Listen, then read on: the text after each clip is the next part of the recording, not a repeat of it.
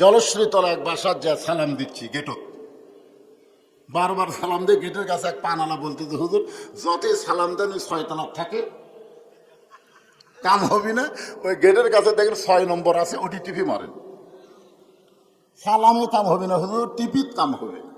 তো ওখানে লেখা আছে 1 2 3 6, এই 6 মারছি টিভি ভাই, যেই টিভি মারছি একটা বিদেশি কুত্তে মানে কলিং বেলের সাউন্ড হলো বিদেশি কুত্তে, আমি ভয়ে দৌড় মারছি। পানালা হাসতেছে বলতেছে দৌড়ালেন কেন? ভাই কুত্তা যে হারে সাউন্ড করতেছে, বলে কুত্তা না হুজুর ওটাই কলিং বেলের সাউন্ড।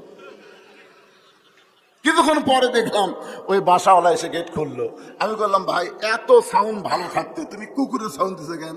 বলে হুজুর ফকিরের অত্যাচার হুজুর, এখন কতগুলা ফকির কলিং বেলে চাপ দিয়ে ভিক্ষা চায়। আমি মনে করছি কোনো গুরুত্বপূর্ণ লোক আছে, গেট খুলে দেখি ফকির। আর এক বন্ধুর পরামর্শে আমি কুত্তার সাউন্ড এটি সেট করছি হুজুর। আমি বললাম এই সাউন্ড সেট করার পরে খবর কি? বলে এক ফকির ভুল করে টিভি মারছিল, মারার পরে কুত্তার সাউন্ড শুনে ওই সাউন্ডের ব্যাগ ফেলে দিয়ে দৌড়। যত ফকির আছে সব ফকিরকে বলছে 6 নম্বরে যান চাপ দিস না, 6 নম্বরে কুত্তা আছে। এখন কি আছে আপনার বলেন তো 6 নম্বরে কি আছে? আরো জোরে এই প্রচার করছে কে?